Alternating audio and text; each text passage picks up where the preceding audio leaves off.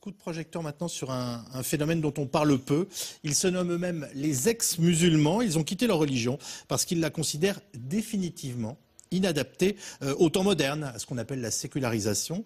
Certains sont en danger de mort dans leur pays d'origine et viennent de se réunir à Londres. Leur constat est terrible puisqu'ils estiment que leur religion n'est pas compatible avec les valeurs humanistes des sociétés démocratiques. Magali Lacrose, Joël Lefebvre.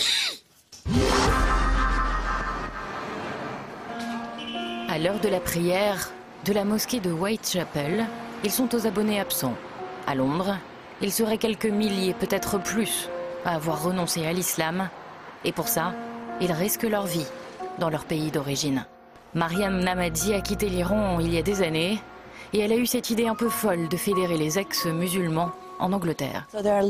Beaucoup de gens se posent des questions. Et notamment grâce aux réseaux sociaux, Internet, ce combat est devenu plus visible.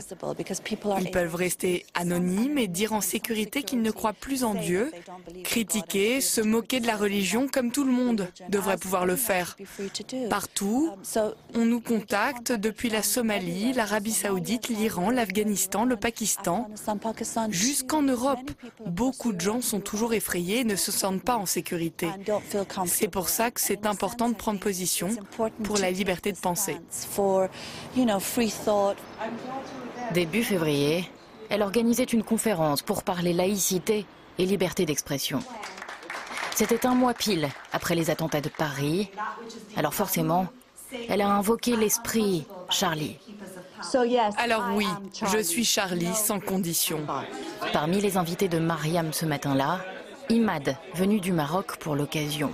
Il a repris le flambeau du mouvement là-bas et fait de la liberté de penser son combat contre l'islam politique. La récitation du Coran te permet de lire bêtement le Coran sans comprendre. Mais comme j'étais mauvais à la récitation, j'étais forcé de comprendre, j'étais forcé de vouloir comprendre et vouloir être meilleur en autre chose.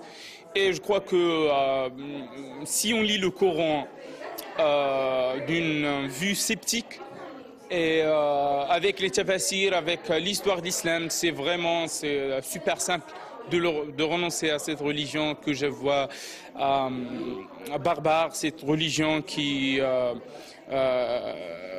n'est pas la bienvenue dans les valeurs humaines, dans les valeurs le siècle où on vit aujourd'hui. L'histoire de jeunes qui ont douté que leur religion pouvait être compatible avec le monde moderne. Le prix à payer, l'exil, et pour Amal, le déshonneur de sa famille en Somalie, il y a 8 ans. Quand j'ai dit à ma famille que j'avais des doutes, que je n'étais pas sûre de continuer avec cette religion, ils ne l'ont pas très bien pris. D'abord, ils ont essayé de me récupérer en faisant jouer la pression sociale. Un de mes oncles est venu d'Arabie Saoudite pendant 3 jours pour prétendument répondre à mes questions. Et quand ils ont réalisé c'est vraiment ça qu'elle veut quitter l'islam, leur attitude a changé. Ils sont devenus agressifs. En France, un autre visage de ces réfugiés de la foi. Walid, le jeune Palestinien torturé dans les geôles de Cisjordanie pour avoir renoncé à sa religion. Il a commencé son combat sur la toile, s'est enfui par la Jordanie, puis il a obtenu l'asile politique à Paris. Ici en France, il faut se battre pour la laïcité, pour aller de l'avant, pas revenir en arrière. Ici, ce qui s'est passé le 7 janvier, ce n'était pas juste une attaque contre Charlie Hebdo, c'était une attaque contre les valeurs de la République. Moi, je ne me bats pas contre les musulmans. Ma mère et ma famille le sont. Je ne les détesterai jamais. Ce que je ne supporte pas, ce sont les conséquences de l'islam. Je suis ici maintenant à cause de ça. Avant qu'ils sachent que j'étais athée, j'étais une bonne personne. Mais quand ils l'ont su, ils m'ont dit « Tu es Satan ».